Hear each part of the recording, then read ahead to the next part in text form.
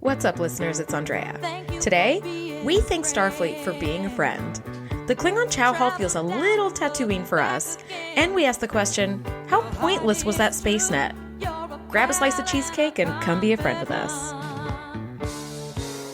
Welcome to the TNG Podcast, the number one place in the Alpha Quadrant to geek out about all things Star Trek: The Next Generation. I'm your co-host, Shereese. Hey, I'm your co-host, Andrea. Shereese. We are at season 5, girl. Bum, bum, bum. Seriously, we made it to season 5. How did that happen? We're talking season 5, episode 1, Redemption, part 2. This episode was written by Ronald D. Moore and directed by David Carson. As the House of Duras is nearing victory over Worf and the forces of Gowron, Starfleet, led by Picard, works to expose Romulan interference in the Klingon Civil War. Mm-hmm. I can't believe we're at season 5 already. Yeah, it came a lot faster than I thought it would. Yes. When we first started this podcast and we were first talking about this idea, it was like, oh my God, this is going to take years and years. And it has, but it also has flown by. Although we started our podcast as a pandemic project, we had been wanting to do this for a while, and the pandemic came along and we're like, the timing kind of couldn't be better to be like sitting at home all the time. Right. So let's use this time now. But I can't believe that this time has flown so fast. We were just tearing apart season 1 episodes for being so racist and shitty. Mm-hmm. And here we are in season 5, we're over the hump already. It blows my mind completely. Yeah. So now we can get the good stuff. And earlier you said at the beginning, at our season opener for season 4, or at our wrap party for season 3, you were like, season 3 is the best season. It's got the strongest episodes sequentially. And I was like, oh no, we missed it. I didn't realize that was going on. And now that we finished season 4, I'm like, I think that is true. I think it's true that consistently had the most number of episodes that I really enjoyed back to back to back. And even the mediocre episodes were still good. This season, similar to season 4, has some episodes where I'm like, but then it's got some episodes that I freaking love. Some of my favorite episodes of all time are in season 5. So I'm excited. And you guys heard me talk about, if you listened to last week's wrap party episode, you heard me talk about some of the episodes I'm excited about hearing. Yes. I'm excited about reviewing, during season 5, but I can't believe it. And also I'm super excited. And also I'm a little sad that season 3 is gone. I know. You know what? I actually thought season 4 would be the strongest. And then when we did the season 3 wrap party, it was like, wow, I think maybe season 3 was the strongest. And after doing the season 4 wrap party, I can confirm that season 3 was the strongest. Yep. Mm-hmm. But I think that the show does get better and better. It's like a fine wine. Everything just keeps aging so beautifully, that the story arcs, the character development, the technology, things are just more seamless. Yeah. It's just more second nature because the world has been built so beautifully. But yeah, so let's start off with this one. Now we pick up kind of right where we left off, 10 minutes from where we left off last week, where we pick up on the Borch House, which is Kern's ship. And they're in some kind of bad way. The comm station man is dead with some sort of piece of metal shrapnel in his face, which by the way, makeup, amazing job. And they are being pursued by, Duras ships or Duras family ships. And they're allied ships. The point is they're bad guys. They're being pursued by 2 ships and their ship is falling apart. At the seams, the wheels are seriously coming off this baby. And they're like, we got to fly into the sun. And Worf is like, are you mad? And he's like, do it. Right. So now Worf is so great. I love this scene. I really did. So good. So cool. Worf is like, we have to retreat. We can't fight. And Kern was like, get back to your station, because Worf may be the older brother, but he's serving on a Klingon ship and you did not second guess or question the captain at all. That's a stabbing offense right there. Even close. Yeah. So I was like, you're lucky that's your brother, because he would have killed you and died in the process just for spite, just for honor or whatever. But Kern has this great idea where he's like, I want you to fly directly into the corona of this sun, of this star, and then go to warp really fast. And then as the 2 ships pursue them into the corona, as soon as they hit warp, it causes all this lava to jump up from the sun and explode the 2 ships. And I was like, that's the coolest thing I've ever seen. That was it actually reminded me, Geordi did something similar back in season 1, maybe, or season 2.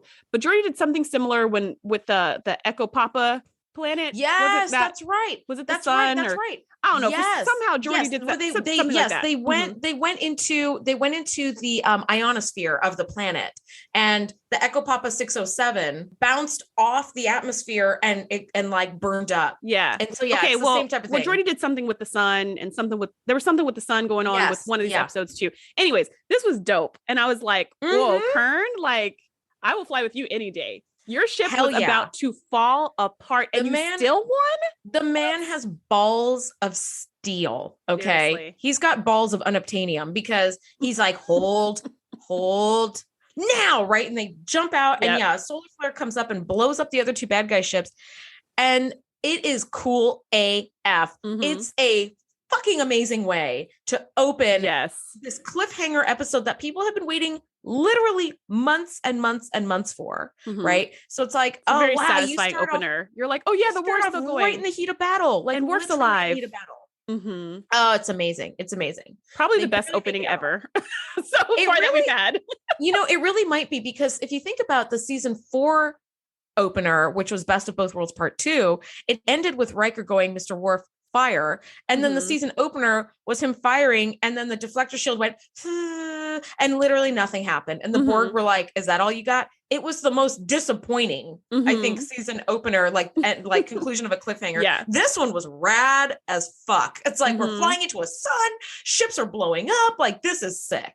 Yeah. And then it kind of very quickly shifts to, we're at Starbase 234, and Picard is doing what Picard can do. He's like, we're out of this air quote civil war, but he's like, but I'm going to go ahead and talk to the Federation Council to work to expose the Romulan hand that's at work behind the civil war. Yes, which I appreciate, because that's a good point. Yeah. Like, it's a Klingon civil war. They cannot interfere. However, if the Romulans are interfering, then they have to interfere, because the Romulans are enemies. So I thought it was really clever. Yes, because they're like, look, if the Romulans are able to break up the peace between the Federation and the Klingons, it would be really bad news for the Federation. Great news for the Romulans. They could sort of like coalesce this power. And, the Klingon alliance with the Federation has always been a little tenuous at best.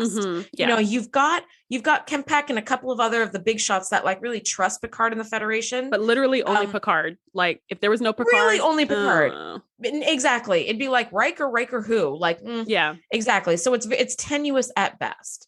So what's great is Fleet Admiral Shanti does listen to Picard's concerns. Thank God. Right? I thought she was going to be like, no, prime directive. It's like, we always break this thing usually, but here we're going to actually hold to it. I thought that's what she's going to do. Is like, yeah, we're going to hold to it. But no, she goes, all right, I hear you. What are your plans? Like, what can we do? Because we cannot interfere with the Klingon war. Like, we can't get in there. We can't send ships. We can't do any of that stuff. And Picard's plan is fantastic. He's like, let's just create a blockade to stop Romulan supplies, weapons, medicine, all that stuff from getting to the Duras family allies. That's all we're going to do. So we're not going to touch a Klingon ship, but we're just going to go on the neutral zone on the border and physically stop any Romulan aid from coming in.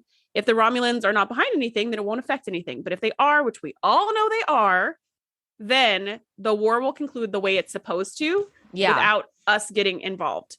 We're just not letting the Romulans pull the strings. Exactly. And Admiral Shanti was like, okay, make it so. Thank God for Admiral Shanti.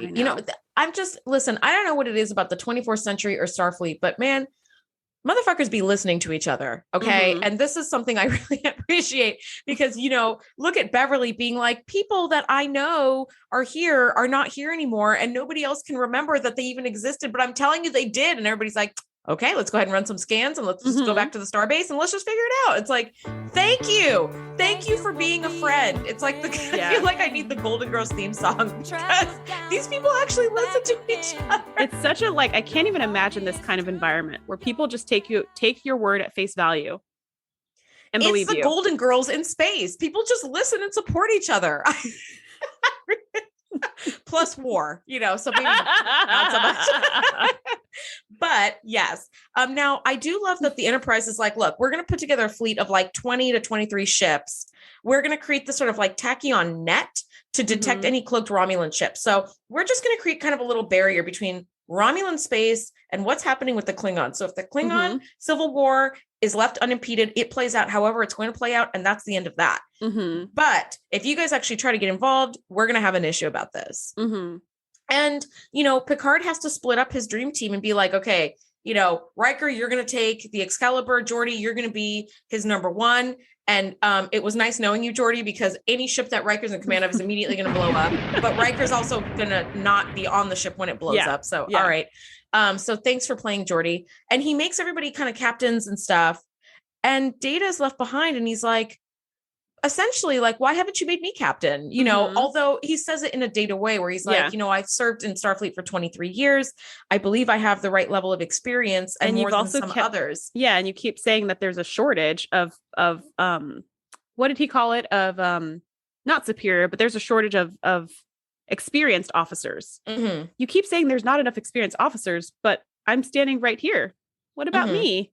And he does say, like, if you don't feel that I'm ready, that's fine too, because he's Data and he doesn't have emotions. And I just thought Picard was he just wanted him to stay with him. Right. And it's like, I don't want you to go, buddy. You're Data. Like, we love you and you're part of the family and part of the team. It's like, just and I also think, Data said, is it because I'm an android? Because if so, I'll try to basically he was going to say something like, I'll work harder at being more human. And then Picard's like, no, it's not because you're an android. Okay, I'm going to put you in charge of a ship. There you go. You can take the Sutherland. Yeah. But I do think part of it was because he's an android and because Picard already knew, like, I trust you with my life, with my ship. I will put you in charge here any day of the week. But not everybody else trusts you. The same with Worf, right? Like, Worf's my head of security. I trust him with my life, with my ship. But I know not everybody else is going to get down with that.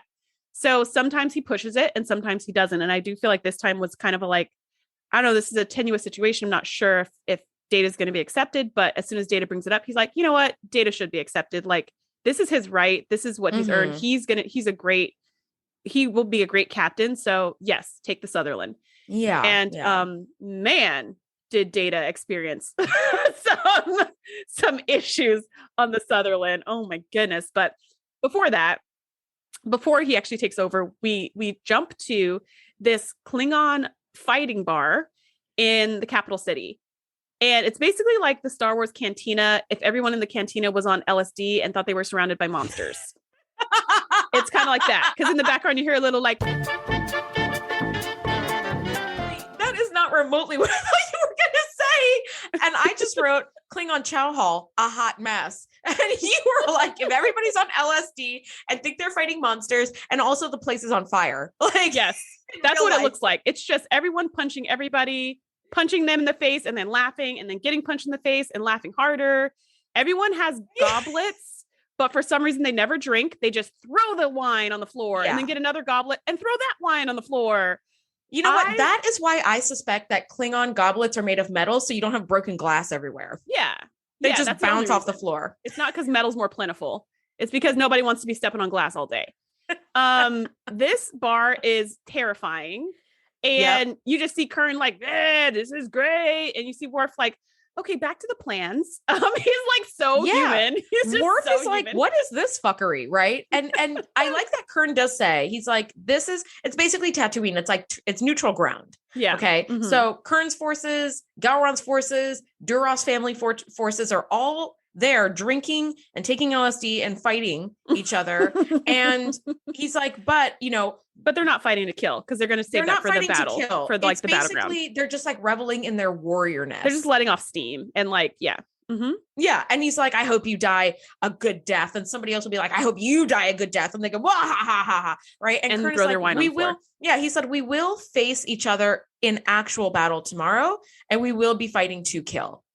However, this is how we blow off steam. This is how we honor our warriorhood. And this is how we are brothers and warrior together, which actually I thought that sentiment was really cool. It was really, really cool. I agree. And it's unfortunate that Worf couldn't enter into it. And it kind of reminds me of what Guinan was saying in the last episode, where she was saying like someday Alexander is going to have to learn what it means to be a Klingon, just like you're learning right now. Like Worf is a grown man, but he still has to learn what it means to be a Klingon because he's been with humans his whole entire life since he was like 5. And this just really showed to me how much of an outsider he was. The fact that Curran's like drinking with the guy who tried to kill them like earlier this morning or whatever, but like it's neutral ground. So who cares? Yeah. And Worf is just he's not able to let loose. He doesn't have a goblet in his hand. He's not laughing. He's not joining in. he's very stiff and he wants to talk about battle strategies. It just felt like, man, Worf is still so out of it. Yeah, 100%. The Duras sisters are watching Worf and they're like, he's not really one of us. And he's nothing like his brother. He's nothing like his brother. Like, no, yeah. And like, he's still sort of figuring out what it means to be Klingon. He's not truly really one of us, which I think is well observed on their part. And they do say, maybe we could use this to our advantage, which, is very Duras sister thing to say. It's a very Romulan thing to say, so Worf is kind of figuring this out. Now, Data does take over his ship and his first mate is Hobson, who's we haven't a new punchable face. Yes. I was just going to say, we haven't had a new punchable face of Starfleet for a really long time. And I nominate Hobson because I second that vote. Because carried Hobson and approved. Thank you. Bang, bang the gavel. Yeah. He is such a fucking dick. And he does say, like, I just think that there are certain groups of people or beings that, you wouldn't have a Klingon be a ship's counselor. You wouldn't have somebody else be an engineer. An android shouldn't be a captain. And I love that Data is so Data. He goes, I understand your concerns. Request denied. And then just goes right about his job. And I was like, Hobson immediately requests to be reassigned. And because as soon as Data comes over and says, I have now taken command, Hobson immediately requests to be reassigned. And that's when Data's like, request denied, which is so great. I laughed out loud as well. I was like, oh, that was so beautifully done. And he doesn't say it.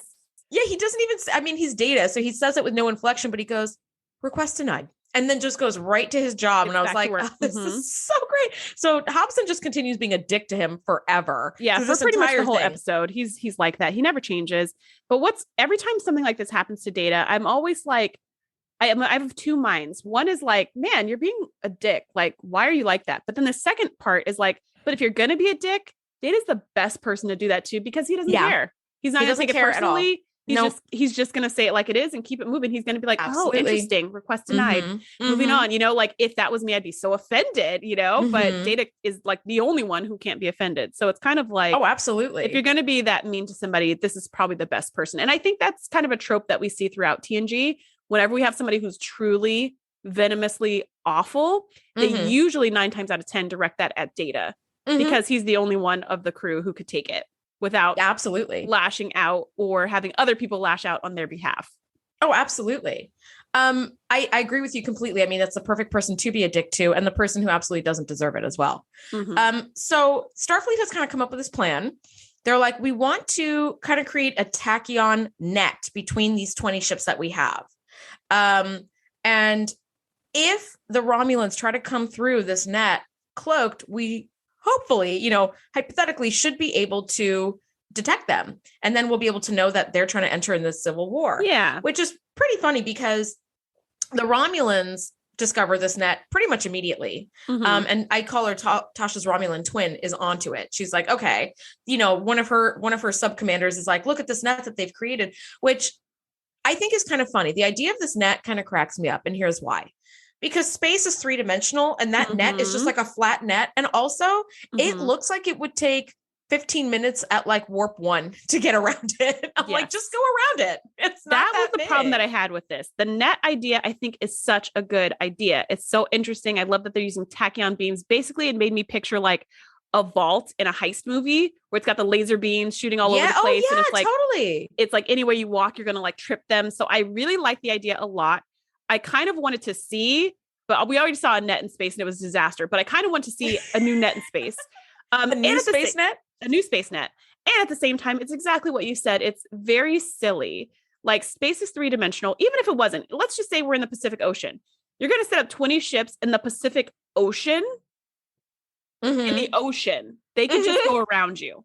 Like, and that's not even 3-dimensional space. Like that's just, forward, backward, right, left. We can just go around you. Eventually it's the whole effing ocean. Yeah. And so I felt like that where I was like, maybe it's like the most direct route or whatever, but I'm going to call BS on this is space. Right? So in my notes I wrote, this is space, right? There's no up or down to it. And you're making a net that's 2-dimensional. So yeah, but whatever. It works effectively. You know what? It's in the writing of the story. But yeah, I had the same hang up where I was like 20 ships, 40 ships, 1,000 ships. It's space.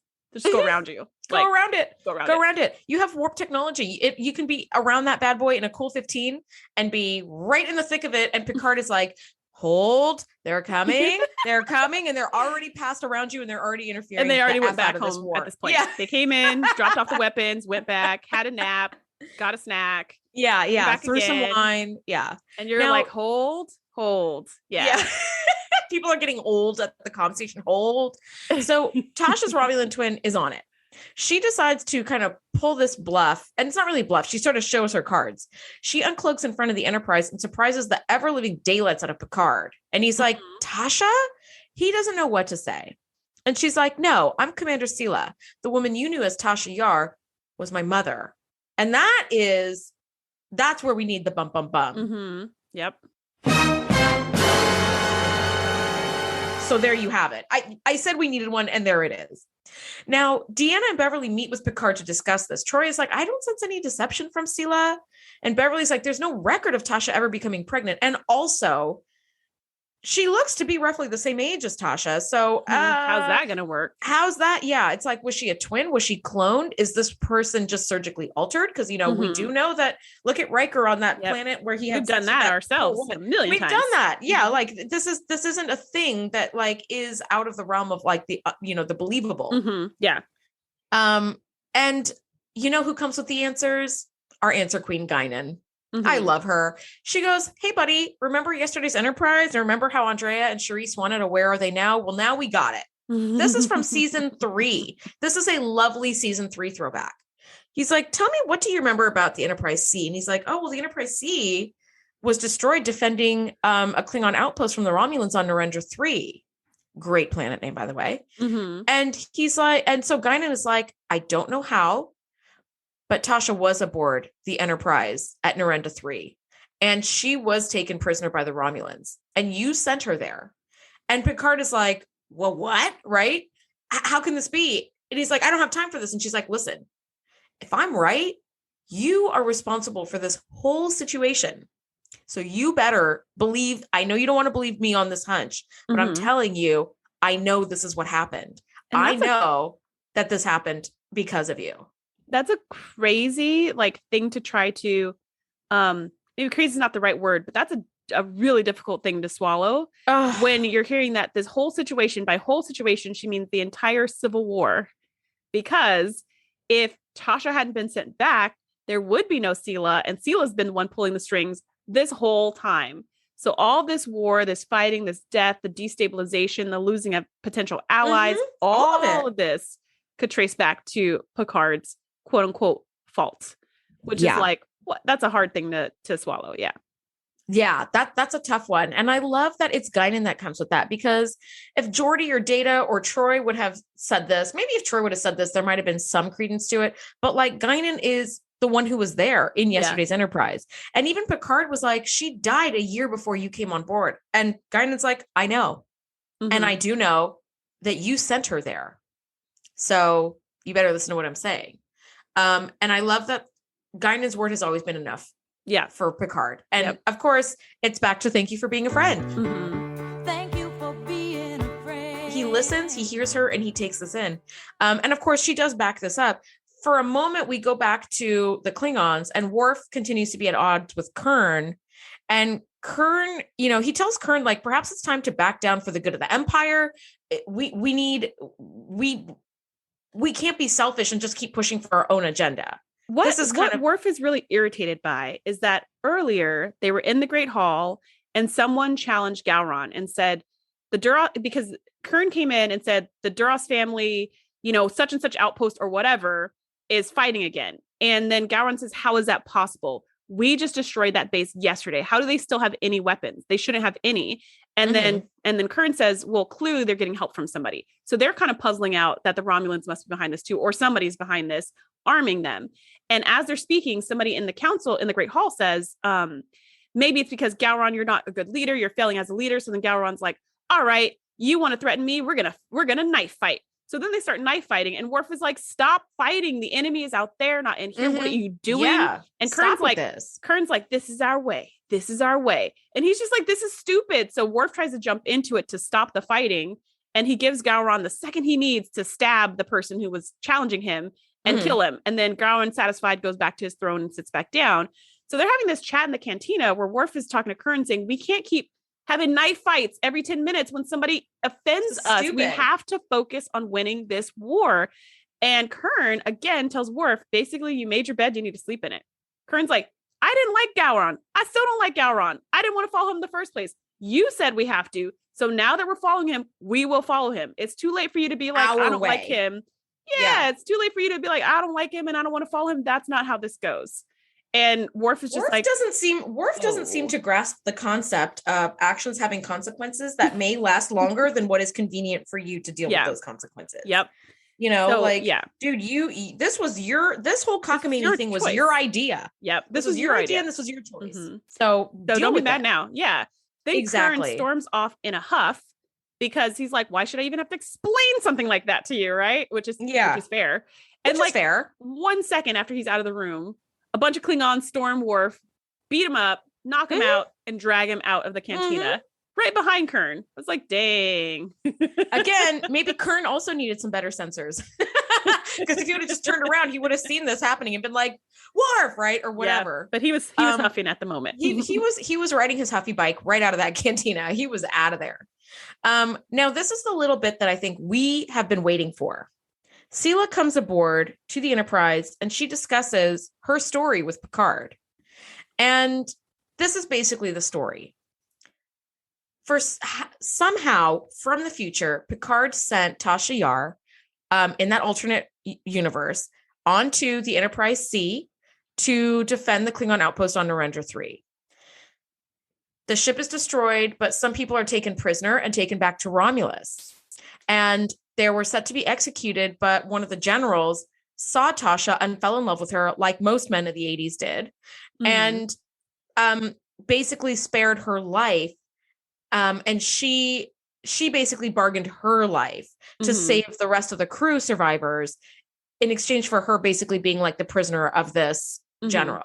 Being his mistress. His consort, And so a year later, Sela is born.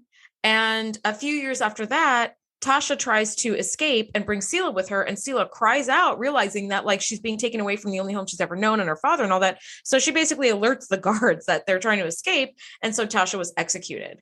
And Sela's version just made me so sad because Sela's version made Tasha look like the bad guy, but Tasha was traded like a possession, most likely raped and impregnated with Sela, and then it was Sela crying out to alert her father of Tasha's escape attempt that like gave up the game. And then Tasha died trying to like save herself and her daughter from this. And Sela is like, oh, she was taking me away from the only home I ever knew. And my father was a good father. It's like, he might've been a good father to you, but I mean, he clearly was like keeping this woman imprisoned as a sex slave. Like, no. So he wasn't a good person. He may have been a good father to you, but he wasn't a good person. He wasn't a good person. It feels a lot to me like when you hear like stories of like mob hitmen's children be like, he was a great dad. He was home every morning to make me pancakes. Yeah, after he had murdered a bunch of fucking people. Like that doesn't make them a good person. It just makes them a good father to you. That's it. So Tasha was executed. So we don't get to see Tasha ever again, which is sad. Although, you know, super sad because we feel like, I mean, Picard's like, I would love to meet your mother. And then Sela tells the story that she was executed and you're just like, dang it. Maybe we could have gotten a chance to see what older Tasha looks like or to reconnect with an old friend to get to see her face again. And it's like she was taken away all over again. You hear that she survived just to hear that she was killed. You're like, oh, come on. Yes. Yeah. So we do have a Where Are They Now? And it's not the Where Are They Now that we want, because the last thing we saw of the Enterprise C, it was going back through that anomaly, back to Narendra 3, into war, back to certain destruction. And we think that that's Tasha gets the death that she actually deserves. And I think we said it when we reviewed yesterday's Enterprise, at least Tasha gets the death that she wanted, you know, to die like a Klingon, like in battle. And it turns out she didn't even get that. Yeah, it's like, damn it, she should have just stayed like killed by wind. I know. But I also feel like her being executed for trying to escape with her daughter is also very Tasha. So as awful as it is, it's still better than that stupid, pointless death of being killed by a tar monster. Yeah, that was just like not that was just dumb. That was dumb. Yeah. So like either way, like as sad as it is, it's felt like in line with who Tasha is. And You're then right. Sela says, the moment my mother died, that's the moment anything human in me died. I am full Yeah. Romulan now, and you better believe that. I believe Yeah. it. Yeah. I was like, I believe got it. Yeah. Roger that. Now, this is giving us so many answers to so many things that we didn't even think we were questioning anymore. Like what happened to the Enterprise C, what happened to Tasha and all that. So now we get this whole storyline and it's like, oh man, which is really heartbreaking to find out what happened to Tasha in this timeline now. And we are left knowing that like Worf has been taken prisoner in some sense. And he's woken up with fucking Bator chewing on his goatee and like growling and huffing. And I'm again so disgusted by like this sort of like, I'm a woman, I'm just going to use my sexuality as the only weapon I have. And thankfully Lursa is like, okay, we're done with that. And they basically wake him up with this sexy Klingon proposal to be Toral's guide to rule the Klingon Empire. By mating with Bator. So if you marry Bator, you can help us rule the Empire through this little puppet king that we're setting up. Yes. It's very Game of Thrones. And Worf is like, you are not thinking and operating like a Klingon. This is not how Klingons do. Okay. And I love that Sela, who clearly had like her like baby cam in this room, was like, beep boop. Okay. So you failed. Worf doesn't want to do your thing. So have the Romulans just take him away. Yeah. Plan B. I love that she is like the more conniving, clever of the group, where she's like, yeah, your attempt failed. And I love that the Duras sisters are like, damn it. Like they're so annoyed that like it failed immediately. And I thought to myself, Sela was watching this whole time. Oh, that's gross. So gross. But you know, she was so impassionately watching it like, okay, this isn't working. We're going to plan B. Now Sela does say, look, we are going to release a high energy burst and disable, the sensors on Data's ship. We're going to release this like tachyon burst and knock them out, because Picard had this kind of plan to make it look like one of the ships was disabled and the net had a big hole in it. So it gave them the perfect opening. And thankfully Sela was like, no, that's exactly what Picard wants us to do. So we're not doing that. So we're going to release this tachyon pulse. We're going to disable Data's ship. And then, they'll have to fall back. And then we have this like perfect kind of like tunnel to like get through. And it works. They knock out Data's ship. And Picard is like, damn it. Okay, everybody fall back and regroup at Gamma Eridon. Another great name. Oh, I thought the same thing. Gamma Eridon. This is a kick-ass name of a star system or whatever. So what does actually happen though, is I feel like one of the least climactic climaxes, especially of a 2-part cliffhanger episode. This climax is very like, okay, it worked. Okay, everybody's falling back. Here's what happens. Data is ordered to fall back and regroup at Gamma Eridon with the rest of the fleet. But he comes to a full stop instead. And he's like, I think I have a plan to detect the Romulans. The tachyon burst that the Romulans sort of sent out might have left like residual tachyon particles on the Romulan ships themselves, like gunfire residue on the hand of a gunman. Right. So we are going to scan the area for the residue. High particle residue of tachyons, and that might pinpoint where the Romulans are at. And of course Hobson is like, no, we have been like ordered to fall back and regroup at Gamma Eridon. The Enterprise is hailing. No, Picard is hailing. What are you going to do? And you're trying to kill us probably, and you don't care about human lives because you're not a human. Yeah, which I'm like, ugh. Although I will say, Data decides to bring the phasers online. And he's like, Hobson's like, if you bring the phasers online, it's going to like flood those lower decks with like radiation that's dangerous. And I was like, what the fuck is wrong with your ship that if you have phasers online, everybody dies of radiation poisoning almost immediately? Like something is definitely wrong with this ship. I think the Sutherland and the Excalibur and one other ship were in the shipyard. When they in the beginning they were in the shipyard. Remember they gave a report and Picard was like, get them out of the shipyard. I don't care what the ship captain says. We need the ships, to make our giant space net. That makes Q pops back on to be like, space nets don't work. That's why I stopped doing it at the end of season 1. But all right, Cue out. Yeah. So, okay, that makes more sense because I was like, what is so wrong with this ship that having phasers online is going to like flood everybody with like deadly radiation? But Data, I love that Hobson is like, you don't even care about us. You don't even give a damn about the people that, and Data's like, Mr. Hobson, if you cannot do your job, I will relieve you of duty. And I was like, oh shit, lore has popped in. Yeah, bring it. Hell yeah. Because you may be dispassionate, but Data also knows the rules. And I felt like Hobson was dangerously close to mutiny behavior. Like his behavior was so unacceptable. Even before, when he was ordering around the crew and not waiting for Data to give an order or asking Data for an order, but he was just so-and-so get down to engineering and do this. So-and-so do this. It was completely inappropriate. And I cannot believe that he thought he was going to get away with that. It's like Data can still court-martial your behind. He just won't be mad about it. He just won't be mad while he does it. But he can absolutely still do it. He absolutely will. Now, Hobson does say a couple things. He's like, the whole area is flooded with tachyon particles because that is how the Romulan ship just disabled us. So you're looking for a needle in a stack of needles. Like, this is impossible. And Data does say, like, I'm aware of the difficulties. Please get to it.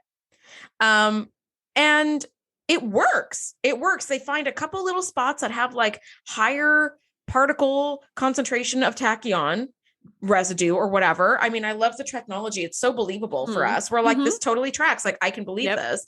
And Data says, I want you to fire phasers on that, but at level 6, or arm the photon torpedoes, but at level 6, which apparently is like one of the lowest levels. It's like toast level. It just warms your toast.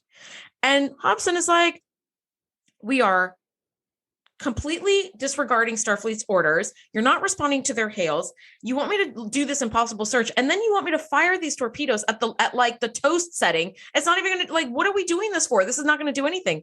And Data's like, fire, do it now. And they fire these photon torpedoes, and it is actually the right plan because you don't want to be destroying a Romulan ship because now you're declaring war openly against the Romulans. You just want the Romulans to know that we see you. So it has this really cool effect where the cloaking devices are disrupted enough where we see the Romulan ships just for a second or two. And it's like, okay, now we're on to you. So it's a really cool plan, but I feel like a 2-part cliffhanger, season ending, season opening episode needed a little bit more of like a climax finale just than a little that. more of something. It was a little anticlimactic, but it's over for Sela. She's like, they found us. We got to go back now and tell Lursa and Pitar that they're on their own. Yeah, her number one in command is just like, but, and she's like, no, they found us. Turn around. They're on their own. Peace out. And she just leaves. And I honestly didn't remember how this episode ended. So I thought Sela died. That's what I thought too. That would kind of wrap it up. I don't think so. Like, I think this is it. Why would we see her again? The whole plot between Klingon and Romulan is kind of over now. So, but I thought she died because that would be kind of like, okay, now we know she's not going to pop back up randomly, but she didn't. She just turned around and went home. So, well, and I guess maybe her saying, when my mother died, the last part of me that was human died. So now we just have a Romulan that looks like someone we used to know, you know? Now you're just somebody that I used to know. Totally. That was, this is going to be like the soundtrack episode. Yeah. You're just somebody that we used to know. Now you're the daughter of somebody that we used to know and we have no ties with anymore. But they say, tell Lursa and Pitar that they're on their own. And I love that the Duras sisters are true to themselves through and through, because when shit is going down and they hear that they're on their own, they transport themselves away, leaving Toral to get his ass kicked. And it's like, I thought that was hilarious because I thought, like, this is the Duras sisters. They scraped up this kid from some back alley just so that they could run the Empire. And as soon as he's not useful anymore, they tossed him out. Of course they did. Of course they did. They don't have any connections to this kid. They don't care about him. Or otherwise they would have been, great family long before Duras died. So I thought this was very true to them. They're not going to be having this kid tag around with them everywhere they go. Drain on their resources and energy. Like, yes. Yeah. And also they know they're going to have to face the music probably if they get caught as well. So they're just like, as soon as they find stuff is going down, they have some kind of personal transporter that's like a handheld device.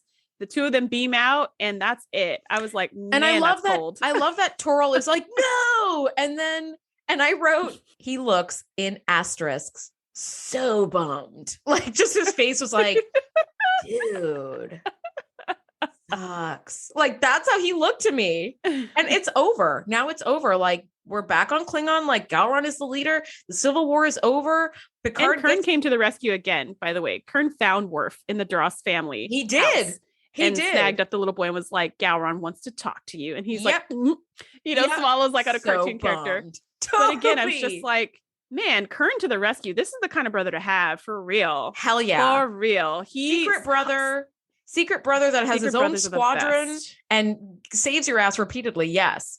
Now, Toril is convicted of treason against the High Council, and his life is actually given to Worf to end. And Worf basically says, this boy has done me no personal wrong. Like, I'm not going to hold the crimes of his father and his grandfather against him. He's his own person. And so then Gowron was like, well, damn it. All right, Kern, now he's yours. And Worf is like, no, you gave me his life and I have spared it. And I love that Worf is like, okay, I got to cosplay as a Klingon for a while. I got to explore a little bit of what it's like to be a Klingon, but this world doesn't line up with my principles and my values. Like, he asks Picard to return to duty, and Picard is like, granted, because Chief O'Brien, isn't really that great as a tactical officer. So whatever. And so they just like walk out together, and it's kind of the ending, very similar to the discommendation episode where Worf takes the discommendation, they all turn their backs and they just quietly walk out together. Worf and Picard have a whole shtick where they just quietly walk out of the High Council chamber together, and the episode ends on that. And I had some question marks about that. I was like, really? Worf just requests to rejoin, and then Picard's like, okay, let's go. I know. I was like, wait a second, doesn't Kern have a say? And like, no, you're not leaving my ship or anything. Like, yeah. And also, like, when you resign, especially you didn't give your 2-week notice, and then you have to like refill out the employment paperwork. I don't know. I just feel like there need your letters of recommendation. There just felt like there's some steps missing in this scene. But okay, he's back. I get you. And everybody's happy. Well, we need things to return to the status quo. We need Worf to have explored his Klingon side, which he's been aching to do forever, and he didn't have a good enough reason to do it. So here was the perfect opportunity for him to like dive in feet first to be a Klingon and be like, this fucking sucks. All you guys do is just fight at the cantina and Tattooine all the time, like for funsies. This is pointless and stupid. And even when they kind of got on like Worf's good side and they're like, all you care about is duty. Come on, punch a dude in the face. He's like, all right, I'll punch a dude in the face. He was so half-hearted about it. It's just his heart is not in it. He's like, all right, I'll only throw one goblet of wine on the floor. Like, it was just, yeah, it was just very half-hearted. He needed to return to the Enterprise where he can honor his Klingon side with his like Klingon Tai Chi and his Batleth tournaments and shit like that. But also he was raised as a human and he has the human sense of like duty and honor. He's got the added side of that with the Klingon, but like his life makes just more sense as a human. And I thought that was nice for him to get to return just as easily as that. What are your final thoughts on this episode? I personally thought that part 2 was way better than part 1. Part 2 had action. It had like, a star exploding some ships, and it had intrigue, and it had mystery, and it had like a space net, and it just had some really cool things going on. I thought this episode was a lot better than the last episode, and I thought this was a much better opening to a new season than well, I can't say that for last season, because last season part 2 was also better than part 1. I agree. I agree with you. I think that just like Best of Both Worlds, part 2 had all the action because part 1 was the buildup. Yep. But it's a great episode. And I say that even, as you know, like I don't love the Klingon storyline, and I would be just as eye-rolly if I had to be on that freaking bar and everybody's just killing each other. It's like, oh, you guys are so one-dimensional. This is so dumb. But we got to explore that. We got to explore Worf exploring that, which I thought was super cool too. Yeah. And we had this like kind of cool, like, where are they now with Yar's daughter? And I do hope we see her again, although I don't think we do. I don't have any memory of her coming back, but you never know. Well, I'm going to say there is a pattern, for me at least, with Star Trek, with these season 4 and season 5, where season 4 had the Best of Both Worlds part 2 with that kick-ass like conclusion, and then it went right into family, which I hated. And next week we're talking season 5 episode 2 Darmok, which I also hate so much. I hate that episode. I hate it. I don't remember. I always skip. This is the one where they like speak really funny, right? They say English words, but not in any context, so it doesn't make any sense. And it's like, ugh, this is just tiresome. I can't deal with this. I think I often skip this episode, so I don't remember it at all. Besides, I think it's just Darmok and Picard on a planet trying to communicate. I think that's the whole episode. And some kind of something is happening that's like an urgent, pressing, timely matter. And so there's a deadly virus running through the ship or something. Picard's got to figure out what Darmok at Tanagra means or something. And that's kind of it. Right. And it's like, oh, it's not as bad as Family, but it's pretty damn bad, in my opinion. I always remembered this episode as being an episode in like season 1. So as we were going through, I kept being like, where is that episode? Where is that episode? Shaka when the walls fell. Where is that? And like, it's in season 5. Like, what is going on? But again, season 5 has some of my very favorite episodes of ever. And then it's got like some other things going on. So it's going to be an interesting journey. Well, the only thing I do remember from that episode, and we'll have to talk obviously more about this next week, is season 5, episode 2 is the first time we see Captain Picard with the wardrobe change, where he's got the gray uniform top and he's got the red jacket. It's like his red uniform top, but it's like a suede jacket. And that jacket is boss AF. Like, I would pay hundreds of dollars to have a jacket that's like a replica of that. It's like the red Starfleet uniform top, but it's like a heavy suede jacket. And he's got a gray like Starfleet uniform underneath. It's fucking badass.